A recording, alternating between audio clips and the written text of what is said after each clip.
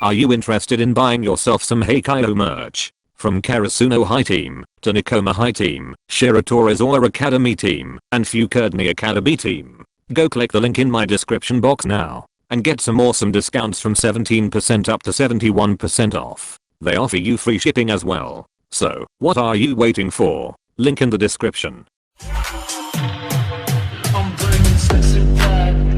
You may have gotten the wrong man.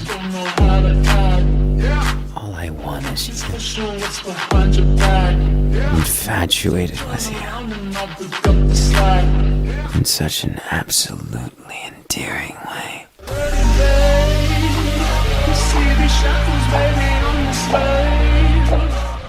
Bokuto gulped his drink. I had least expectation. I have never heard of this brand before. But it's not that bad. It's not mild at all. And it has this weird taste. Where did you get this from? Tsukishima helped me. That's quite a shocker. I know, right? He isn't even interested in being a butler.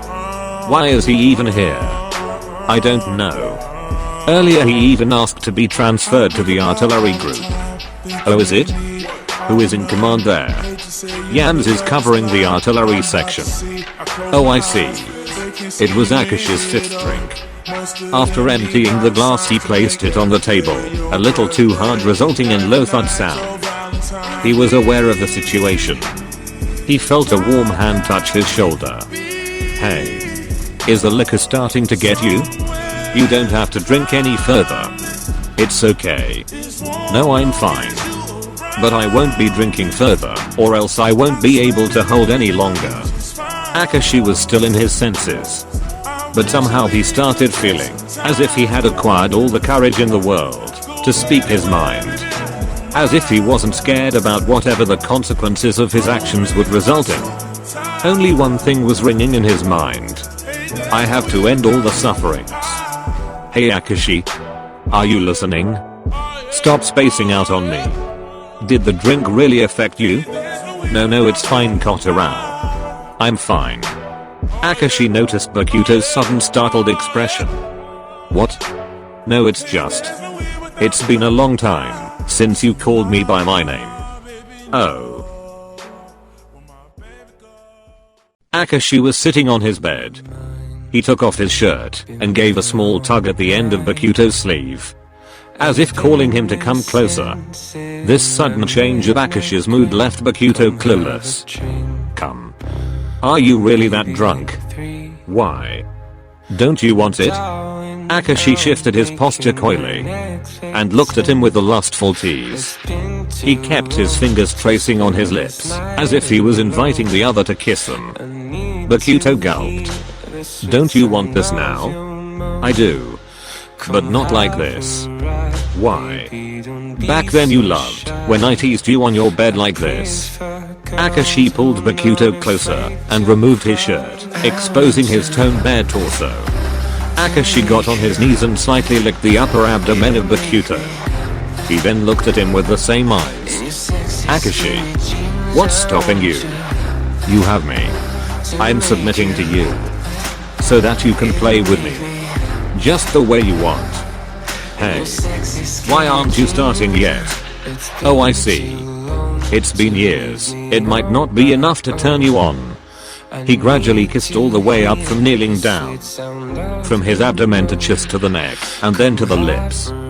He swiftly swayed his hands in rhythm on Bokuto's bare skin and pinched the pink on his chest while he moved his lips to his ears and nibbled on them. With utmost sensuality he tried to please the man that he fell in love with. One last time. Bokuto's breathing was heavy. Akashi whispered in his ears and said, "Should I help you down there as well?" Bokuto couldn't help but frown at the frail body in front of him. Akashi was about to let his hands inside the other's lower garments when Bokuto caught his hand and stopped him. Akashi, I don't want this. Please stop. It's not like you. Why are you being desperate all of a sudden? Oh, sorry for being desperate. But isn't this what you wanted the most? To sleep with me? Tease me and play with me? You were so engrossed in playing with my body that you didn't even notice how you played with my soul. What are you saying? I can't understand. Akashi looked down. Can I ask you one thing? Sure. Go ahead. Don't lie, okay? Okay. I promise I won't. Why are you here? Looked at him blankly. He scratched the back of his neck and replied. To be honest, I'm here to take you back. Why? I don't know. What? What do you mean you don't know? I mean, it's just that we used to be so close, and then suddenly you left. After the argument we didn't even get to reconcile. I looked for you everywhere. But it was already too late. You left without any message. And then you left town. So I was waiting cause I knew you'd come back for this. I see. Kotarao. Do you remember the day we argued? Yes, very clearly. You came to my room and you were pretty sad. Supposedly I had made some mistakes and you were angry on me. You then said something about me not understanding you. I'm really sorry for that day. If I did anything wrong, please forgive me. Oh, I see. You still didn't understand what you did wrong? I don't know, it's just. But it doesn't matter, right? I know I might have done something, so I apologized. Yeah, sure, it doesn't matter. We were friends and still we slept together. We embraced and felt each other's skin. That's what friends do. A sudden realization hit him. So this is what you came to tell me that day? Yes. You came to confess to me? Yes. Why do you understand things when it's already so late? Bakuto hurried over to Akashi's. He held his timid body in both of his firm hands and looked into his eyes with his pleading and helpless ones. Hey Akashi, it's not too late yet. What are you even saying? It is.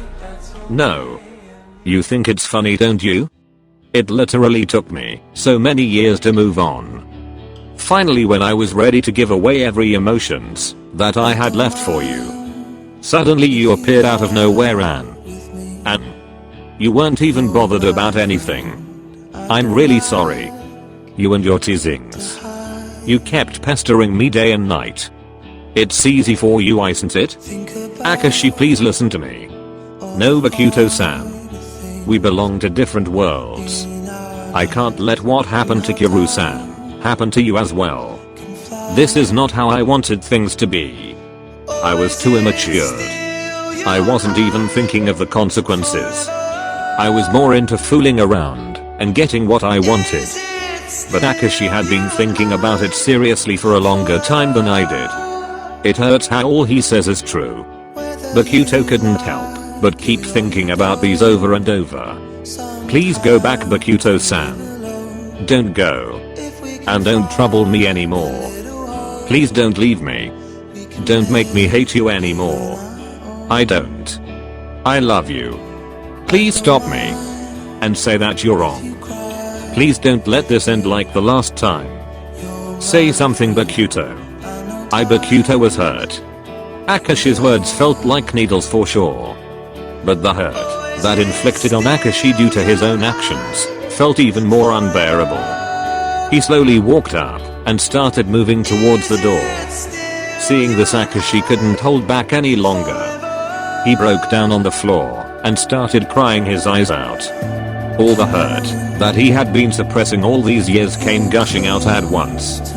He buried his face in his hands and shamelessly let it all out. He is leaving. It's over. Then he heard someone approaching him, almost running. The very next moment, a warm pair of toned hands embraced him tightly. No, I won't go. Even if you push me away, I'll cling on to you. Thank you for not listening to me. It's okay. I have troubled you a lot. Didn't I? I'm really sorry. Now please look at me. Saying this, Bakuto cupped Akashi's face in his hands and lifted it up. Wow, that's a lot of tears and snot. Bakuto chuckled. Shut up. Akashi protested while wiping them off of his face. I'm sorry for making you look this miserable. Now will you please smile for me? Akashi's heart felt lighter. He looked at his favorite person and smiled. Beautiful. What? You are beautiful. Akashi couldn't help smile in return. Thank you, Kotarao. I love you. I love you too. With this they kissed, as if sealing their heart together with a promise of love.